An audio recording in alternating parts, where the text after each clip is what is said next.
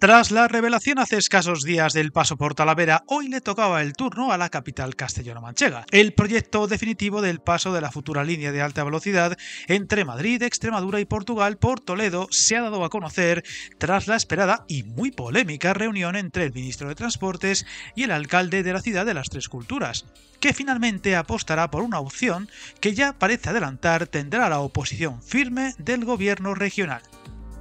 Finalmente, y tras muchos rumores e ideas que se han ido divulgando estos últimos meses, el Ministerio de Transportes apuesta por la opción que ampliará y potenciará la estación actual, monumento histórico que se seguirá protegiendo y buscará potenciar su valor arquitectónico, a la que se añadirá las vías del nuevo trazado, que hará las veces de línea anexa a la playa de vías ahora existente en esta estación, continuando el recorrido mediante una curva que salve el río Tajo y se adentre en la ciudad pasando junto al estadio de fútbol Salto del Caballo, bajo la avenida del mismo nombre, donde se creará una especie de semisoterramiento para continuar bordeando el resto de la ciudad con una serie de viaductos y taludes, pero sin túneles.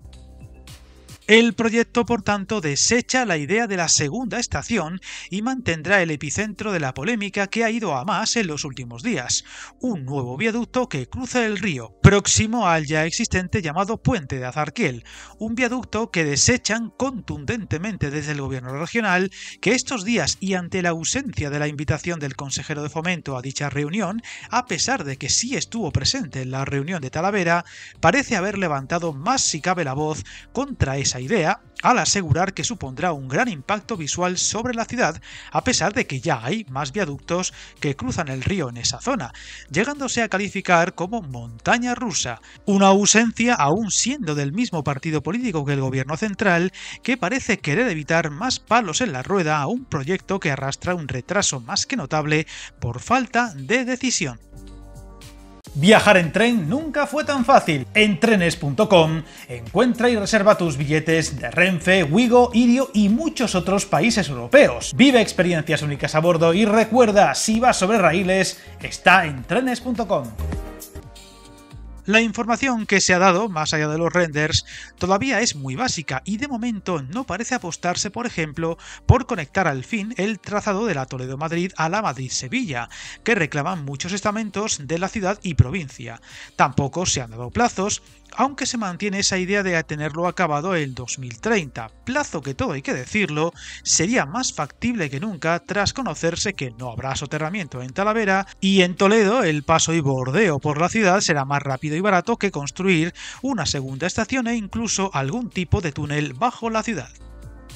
Sin embargo, aún hay que ser muy prudentes, pues en Toledo parece que puede haber más problemas de los que cabía pensar, y esa idea de proyecto definitivo que sí se ha deslizado con el paso por Talavera de la Reina, y que contamos al detalle esta misma semana en otro vídeo del canal, en la ciudad imperial no será tan rotundo, pues la oposición tajante del gobierno regional puede complicar las cosas, ya que lo hoy expuesto y según palabras textuales del secretario de Estado José Antonio Santano, el estudio ahora aprobado será expuesto a información pública y se creará una mesa técnica entre las distintas administraciones para llegar a un acuerdo total que parece será difícil. Estas afirmaciones podrían alejar la idea de seguir dando los pasos para empezar lo antes posible, con lo mucho que queda pendiente en caso de que no haya entendimiento entre Ayuntamiento, Junta y Ministerio, y podría volverse a retrasar todo, al menos el proyecto total por la provincia, ya que hay muchas voces que han ido deslizando en las últimas semanas un posible plan B que podría estar barajando el ministerio que encabeza Óscar Puente.